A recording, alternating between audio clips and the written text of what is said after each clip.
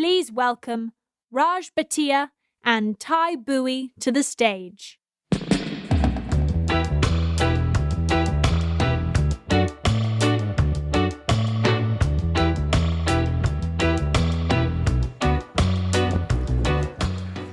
Okay, good afternoon, RDC. How's everybody doing? Is everyone feeling energized? Yeah, you guys having a good RDC? We're super excited that all of you are here to talk to us today, to talk with us today about console. My name's Raj. I'm joined on stage here by Ty. We were part of the team that brought Roblox to PlayStation and Xbox last year. And again, really excited to talk to you about building a business on console. So we have a super fun agenda today. We've got three sections. The first one is the opportunity. It was a big year for consoles and Roblox, and we wanted to make sure you were all aware of the opportunity that it presents for you. Second, what actions can you take? Console is a whole new world, and really we want to make sure you have a good idea of the best practices on what you can do to optimize your game for console. And then third, we want to give you the opportunity to learn from other successes. So we'll end with a panel with some of your fellow developers and creators from games that you all know and love, Gunfight Arena, Jailbreak, Ultimate Football, and one of our platform partners from Xbox as well will be joining us. So get your questions ready. All right. So this is the energy I've seen in any panel. I know, right? This is great. You guys are a loud crowd too. This is good. All right. So as I mentioned, it's been a very exciting 12 months. We welcomed PlayStation to the Roblox family, and we launched a completely new console app on Xbox.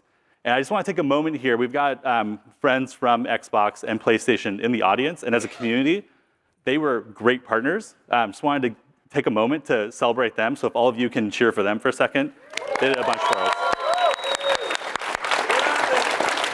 Yeah. All right, great. So these two launches last year were a big part of us making our Roblox is Everywhere vision a reality. And there's two sides to that vision. The first is for our users. We want our users to be able to get to Roblox, to get to your great experiences on any of the relevant gaming platforms in their lives. Second, it's a really important value proposition for all of you, our creators and developers. We want you to be able to create an amazing experience, hit a single button, and be live on all those platforms and with all those audiences.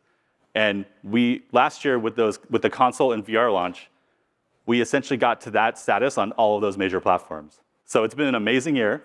Let's talk about the results and how you can grow from the explosion.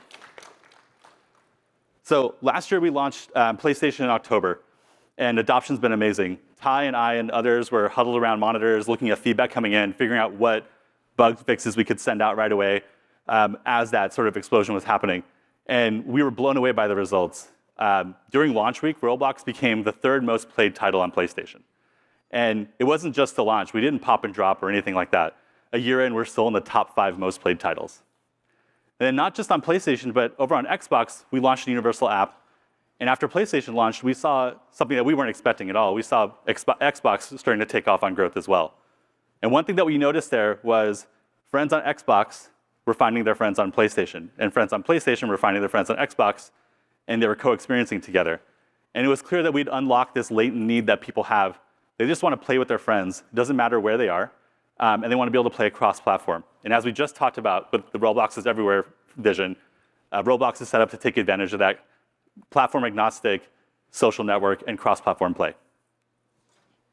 And while we're talking about top lists, we're also still in the top 5 most played titles on Xbox as well. So if you think about our community and our reach, we're up there with all the other major game franchises on console. Overall, Roblox grew on console devices more than 2.5x over the past year. At this point, it's so big, it's so relevant, you have to make it part of your growth strategy. And so yes, there are more users, but it's about more than that. These users are more dedicated gamers. As you can see on the screen here, on average, they spend 20% more time per day playing versus our benchmark of mobile users. And then no surprise here, alongside that higher engagement, those dedicated gamers spend more as well. And this generally makes sense, right? If you're a console user, if you've ever bought, the text might be small for people in the back, console users have spent 2x more per hour than mobile users. And the news gets even better. Optimizing your experience on console opens it up to the most dedicated gamers, those who play on multiple platforms, mobile, desktop, and console. Imagine a user who's playing your game on their mobile device on the bus home from school. They get home, of course, they do their homework first, and then they pop open their Xbox, and they jump right back into playing your game again. These multi-platform users play and spend at even higher rates than those who play on just one platform. Pretty awesome. So why else should you care? Even with that impressive growth, engagement, and monetization, we're not done. Console will continue to grow. There's a few ways we wanted to highlight for you on how that's going to happen. First, we're working with our friends at PlayStation and Xbox to get more visibility and merchandising opportunities for our platform. We're working hard with them to get more promotion for Roblox as a platform, for events like the games and that thing that we're talking about that's going to happen later this year, and directly into your experiences. Second, a lot of the growth that we're seeing on console is from new to the ecosystem users. These new users bring a lot of new expectations, a lot of new opportunities around genres, and a lot of new social connections as well that will help the platform grow in popularity. Ty's going to talk about some of those in more depth later.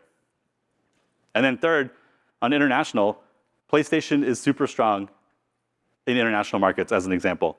And in Japan, for instance, where Roblox as a platform is early and just getting started. Given that we're starting to see some really interesting IP, like some of the anime IP coming to the platform, and the fact that we're on one of the most powerful consoles in Japan, we expect to grow strongly there, and you'll all be able to benefit from that expansion. Bringing it back to the platform, you may have noticed that we recently launched today's picks on mobile and desktop.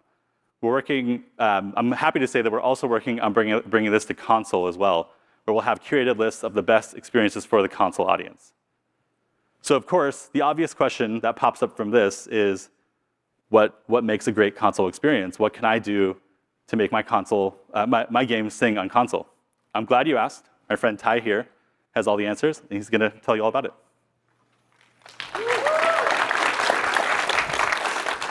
Thank you, Raj. He called me his friend. That's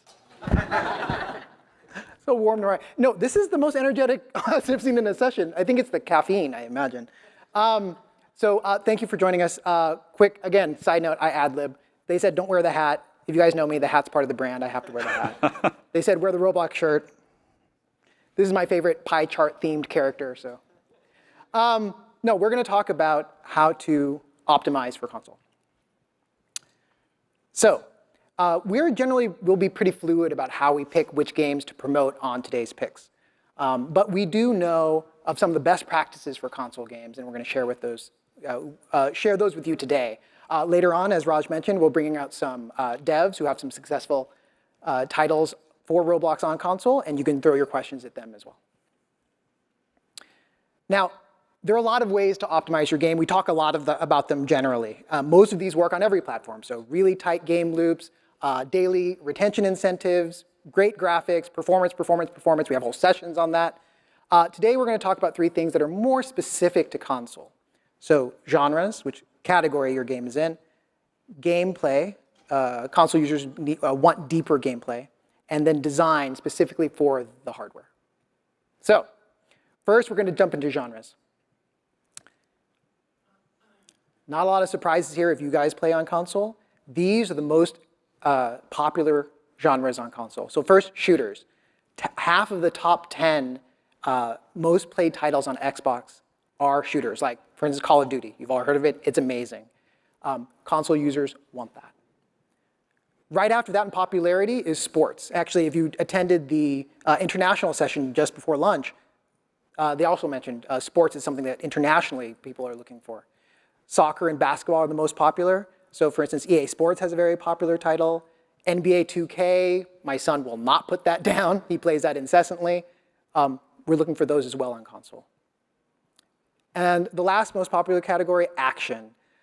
This is open world action, expansive worlds where you can do anything. So imagine Grand Theft Auto. Again, the international session just before lunch also said that action is something that international audiences are looking for.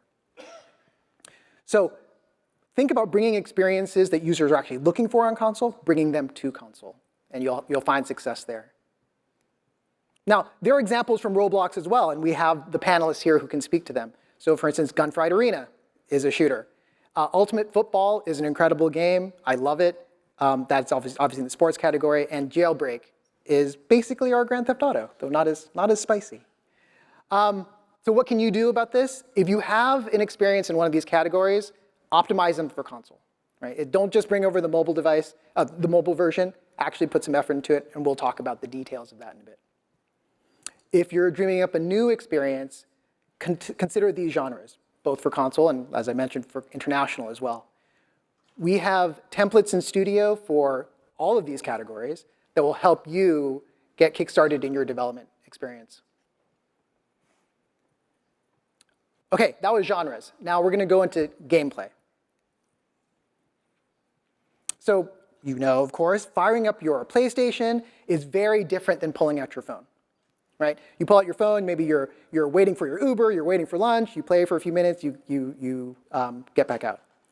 When you're firing up your console, you got your Doritos ready, you got your Mountain Dew. I don't know, I don't drink Mountain Dew, I'm too old for that. But I do love Doritos. You have that ready, you're sitting down, you've got your soft spot on the couch, you're ready to go.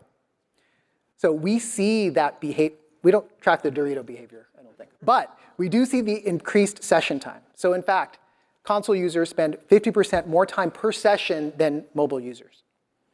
So what does that mean for deeper, longer gameplay?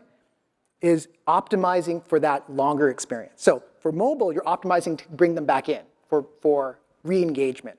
For console, you're optimizing to keep them in the game. So reward them for that depth of time spent. So we're going to walk through a couple examples of some great ways to do that. Deeper content, secondary activities, and showing them visible progress. But this is definitely an area, I'm just trying to advance, it's not working. This is an area where you need to be creative, right? You know your game, you know your players, you can get to explore here. So an example of deeper content, right? This is Jailbreak. I'm sure you're familiar. It's not just more levels, it's deeper levels. So this is an example of their map. It is incredibly deep. There are so many places you can run. You can chase criminals, or you can run from the police for a very long time on this map and still discover new spaces. They also have, as you know, two different modes of play. There are different characters, police officers and there's criminals. So that added complexity is a completely different loop, and it gives users more ways to explore. So think about that depth of content in your experience.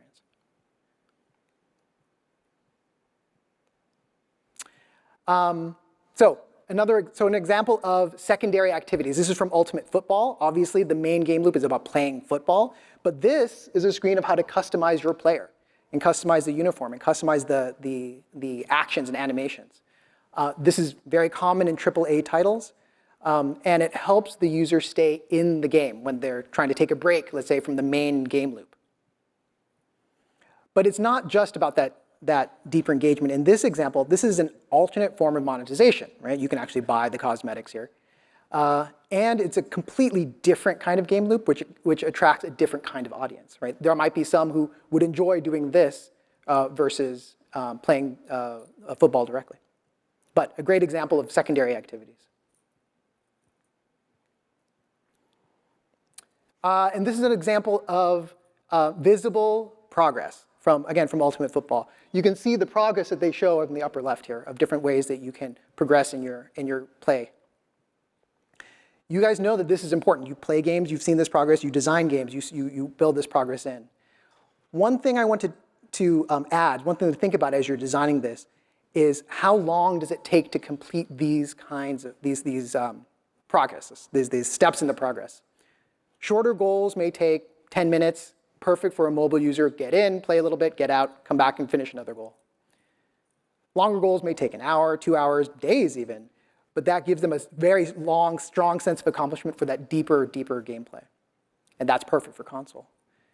So at Roblox, of course, you're designing across platforms, so mix and match, have a balance. So here, Ultimate Football has a balance. 35-yard passes 20 times, that's way easier than 50 yards 25 times. Again, you guys know best. This is your game, your game loop, your players. Figure out what works for your game. OK, so you've picked your genre. You've designed deep gameplay. Let's talk about design. for the user's input, the controller, and the display, the TV. We've talked about this before, but this is very important. Users might be sitting 10 feet or more away from this screen. So what does that mean? That means you need to dynamically size your UI. So you scale your UI larger. We recommend 1.5 times for anything they need to interact with, fonts, icons, buttons, larger than you would on mobile. And also simplify your UI. Right? The simpler the UI, the easier it is to make them bigger, and the easier it is for the user to focus. Now, we have a lot of APIs for this that allow you to do it dynamically so that you don't have to hard code one size for mobile and console, but it'll adjust dynamically, and you can have a great experience on both.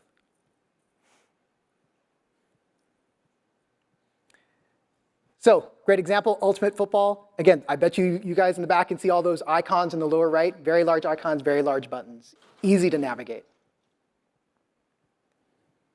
An example of a simplified navigation from Jailbreak. There are just 2 buttons in the middle of that screen. There are some on the outside, but you know where you have to focus, and it's very easy to see what your options are. Now, the simplified UI I just showed also means you're ready for, your navigation is ready for the controller. We recommend using the D-pad, up, down, left, right, select and back, or in and out. That's what users expect, and it's really easy. And forcing yourself to design for that forces you to have a simplified UI. There are other ways to design for controllers. Use and show the right icons to tell users how to play. And we have APIs for this as well. You can check the documentation. So we have get image for key code, which will show the right icons for a PlayStation controller or an Xbox controller. And any future controllers that we support will modify that API to work for those as well. And one last shout out for haptic feedback. Your users want it. It makes your game immersive. It is so great. We have APIs for that as well that let you use standard haptic feedback or even design your own kinds of shakes. OK, some examples. Again, Jailbreak, obviously great. The icon is right there showing you what you have to press in order to get that action. And of course, customizing it for the platforms that we support. OK, that was a quick hit. There's so much more that you can do to optimize. This is just a quick hit to remind you of the top things. Again, genres, shooters, sports, action. That's definitely what users want, and that's what we're looking for. Gameplay, deeper content, reward them for that longer time, and design for the input and the output. Now, what can you do to make this happen? Okay, there is a Roblox is Everywhere lounge downstairs where we have PlayStations and Xboxes and VR as well. And we have our designers and PMs standing by if you'd like to get your own personalized advice on your experience. We can fire it up and give you some advice on what you might do. As I mentioned, check the docs. Create.roblox.com has a ton of stuff. A lot of more code samples and best practices. And just optimize your experience. Get a controller, plug it in, play with it, and you'll find out very quickly how hard or easy it is to navigate your game and play it. Great, thank you so much. We are going to now invite our panelists to come out and share with you their expertise. So come on out.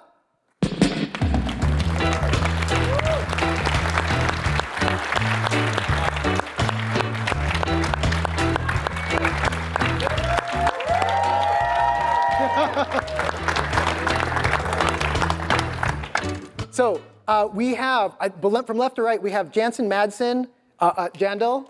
Yeah, I think everyone knows him. Gunfight Arena, among many other things. Alex Balfons, Bad CC, Jailbreak. Jason Bleckman, goes by CLXR from Ultimate Football. And Tammy Levine, who goes by Divine Levine. Divine Levine. Divine Levine. I should rock. That's what we thought, yeah. She is General Manager of Game Industry Marketing at Xbox. So thank you. Thank you. So we want to start with just a quick intro from each of you, quick rundown left to right, and then we'll throw some questions at you. Yeah, my name's Jensen, or Jandel on the platform. Made a bunch of games like Dusty Trip, Gunfight Arena, Field Trip Z. Yeah. Alex, Bad CC on the platform. Joined Roblox in 2009, so I've been on the platform 15 years. Yeah, know so many of you. So cool. I'm Jason Bleckman. I'm the creator of Ultimate Football. Alex has me beat at 2009. I'm 2011. Been in the Roblox football space the past 12-something years and counting. So. I'm Tammy Levine, and I'm at Xbox, and I've been in the gaming industry since the late 1900s, so a long time. And my kids are Roblox like power users, so super pumped to be here. So thank you. I'd like to start with a question for Tammy. Sure. Thank you for coming. How do you see Xbox gamers as different than, let's say, mobile or desktop gamers? So Xbox players are a really diverse bunch. When you think about people, especially in the Roblox community, who are playing, like I said, my kids, so I have two kids, two boys, 7 and 12. And they have been playing, the 12-year-old has been playing since he's like 5 or 6, and keeps playing, and the 7-year-old as well. And so I was commenting earlier that I was observing them kind of going off and playing other platforms and other games, and they are multi-platform players. And that's the thing about Xbox players too. They are multi-platform. They play on a lot of different devices. They are very comfortable moving fluidly across devices. They play across different genres, but they also keep playing well into their 20s, 30s, 40s, 50s, 60s. Xbox players grow with the platform and the genres. So I think that's one big difference.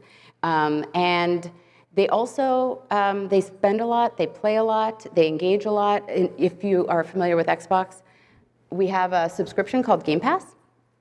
And it's just a really great example of a community that demonstrates that kind of engagement. They play outside Game Pass. They spend time, 50% of their time, they're playing games that aren't even in Game Pass. They are just highly engaged, big into community, big into engaging with all the content, and they spend a lot of time and a lot of money. That's great. Actually, she was sharing with me that you've spent a lot of money on Roblox as well. I've spent an embarrassing amount of money. I have spent an embarrassing amount of money. I was talking to you, Yeah. and I was talking to somebody else just backstage that when they asked me for my username, I actually was going to give my son's, because that's the one that's like auto-programmed, and I was like, "Are you going to check? Because I would rather you don't look at how much money I've spent on Roblox. It's a lot."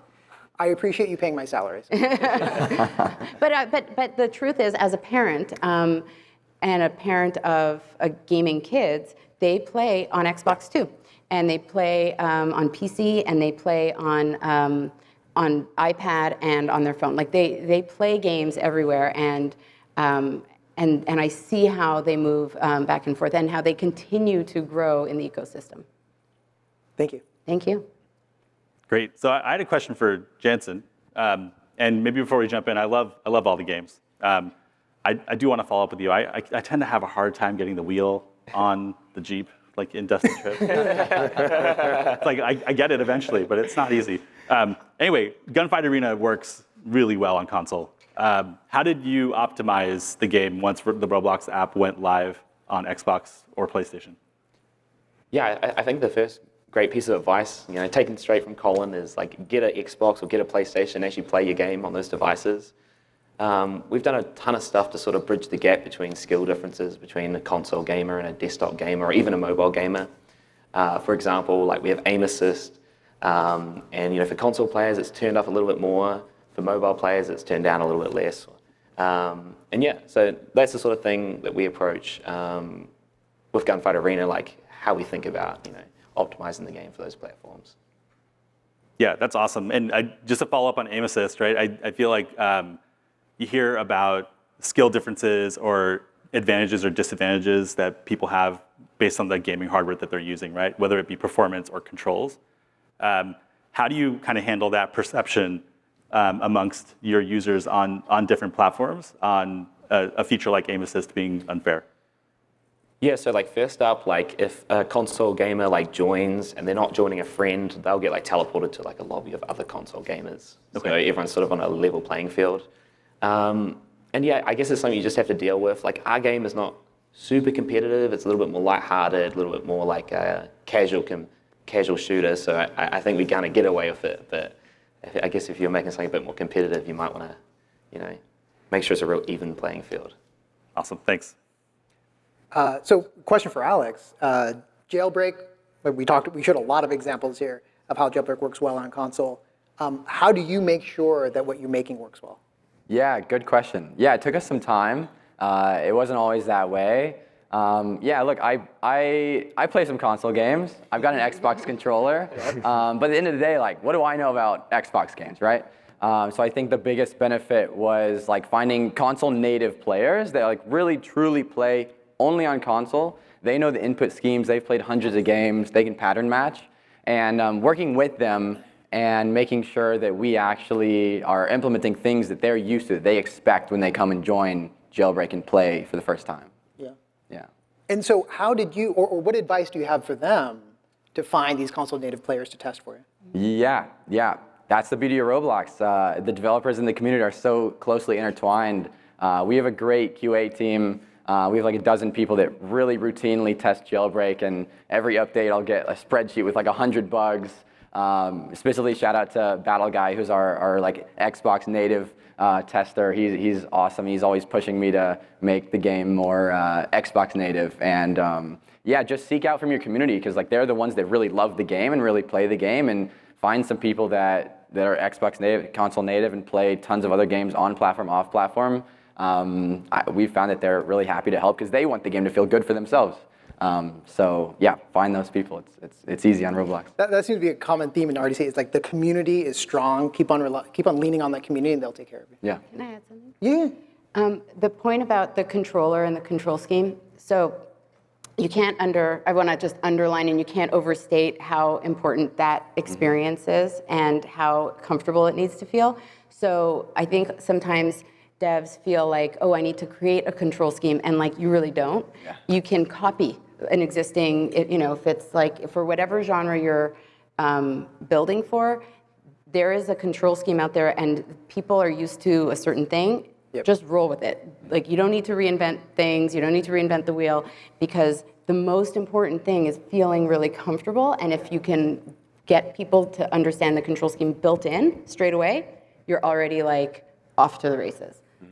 Yeah, I was talking to someone, like they were saying they've built, first time use Right. tooltips. No one reads them. Yeah. They just want to pull the right trigger Yeah. and do the thing Yeah. they expect. That they know, that they're already familiar with, totally. Yep. Great. So maybe a question for Jason in Ultimate Football. Ty showed some of the screenshots from your UI and your controls, but what special considerations did you make when you thought about how to display the UI or controls on screen for console users? That's a bit of a unique sort of approach that we've seen. Yeah, that's a fantastic question. Under the hood, it's called live controls, and Tammy will be happy, but I have been an Xbox player for as long as I can remember, so we'll be best friends after this. But when I was originally making the game, what I really wanted to do was make it so that picking up a controller and playing the game was as easy a transition of going from that the Xbox UI to the game. There wasn't like this hard transition. You see some games where they put the controls on the screen and they're just static. But to my point about live controls, what I wanted to do was that depending on what context you're in, whether you're the quarterback, you're the receiver, you're rushing somebody, or you're about to score a touchdown, the controls in the bottom left corner, where they are in Xbox and PlayStation and everywhere, update to that context. And so as a player, when I'm playing it on the 10-foot screen, that's what we call it, my intuition, just as I'm going from, say, the main menu or from another game or another console game outside of Roblox to Ultimate Football, I want to look in that bottom left corner. And it can be as simple as just a quick eye jolt and then back to what I'm doing. I don't have to go to the game description and find out what the controls are. I don't have to sift through all this UI of controls that might not be active. It updates with my experience as I'm playing it. Yeah, that's awesome. And real quick, before I ask the last question here that we have on deck, we've got mics open. Any questions that people want to ask either the panelists or the Roblox team, please get them and please line up. So just a final follow-up, Jason. On, Tammy just mentioned this as well, but there's, sports are a big genre on consoles. Yeah. There are just expectations around controls and UI. Did you see any specific ones that you picked up and brought into your experience? So when we figured out how we wanted the controls to work and which ones were which, to Alex's point, we took feedback directly from players to find out what they were most comfortable with. Okay. A is always jump. B is always not necessarily a negative action, but you're either offloading something or you're doing some kind of side action, whereas X is like your main action control. So when we went around figuring out what players wanted for those controls, number one, we made them customizable because we're never going to be able to satisfy everybody. We can't scratch every itch. And so what we did was we found what players were already familiar with, and we just built on top of that. Great, thank you. We have a question on the left here. Hi, my name is Hirsch. I'm a programmer. My question is about social and on console. So obviously, given on console, there's no text chat. So are you finding that users use the native built-in parties on Xbox or PlayStation, or how are they communicating and being social within your experiences? I've found in talking to a lot of PlayStation and Xbox users that they use the party chat. I've met a lot of kids who mentioned they all get home and either their buddies pull all their consoles into the same room, or they actually join on the party and are using the voice chat or text chat if they can. Or I've seen even using other platforms like Discord or Guilded, where they all hop on and communicate that way. Yeah.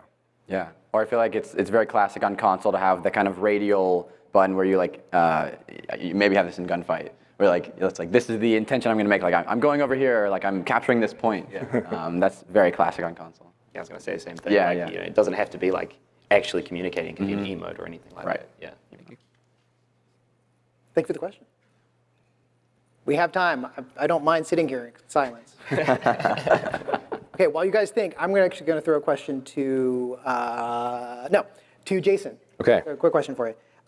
In a previous session, I believe it was just announced that NFL is coming. Can you tell us a little bit about that? Yes. So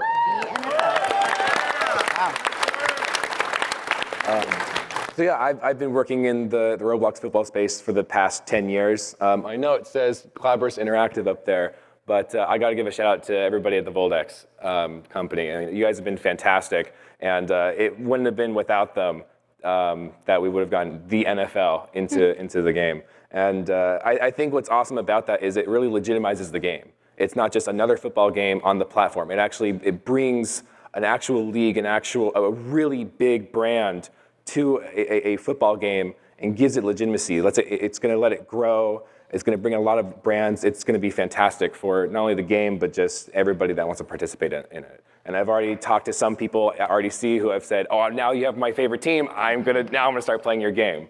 So I'm really excited about it.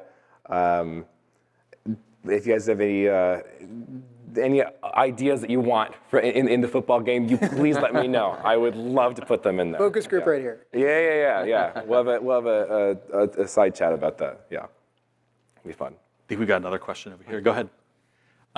So probably this question is more for the shooters, but might apply to UF as well.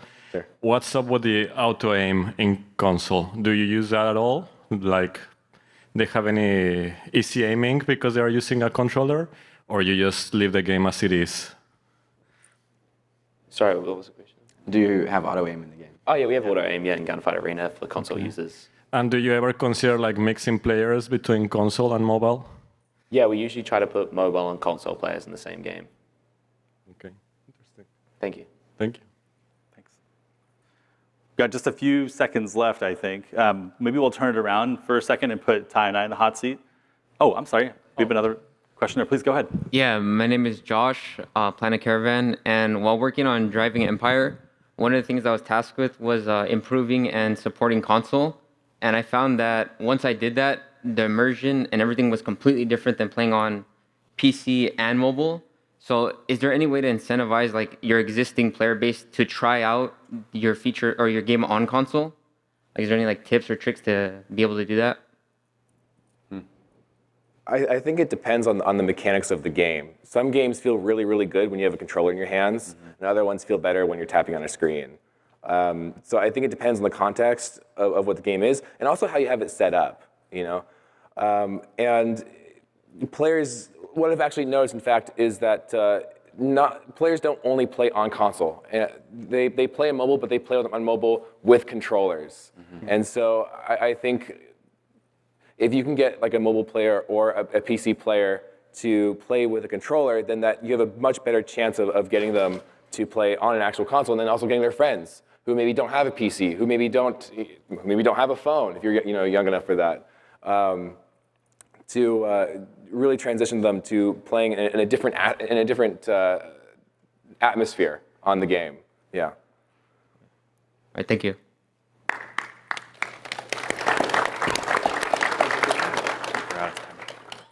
We are actually out of time. The next session actually starts in like 9 minutes. But thank you very much. I'm happy to stay around. I'm sure these guys are happy to stick around for any other questions you have that we will take over there. Thank you. Thanks, everyone. Thank you.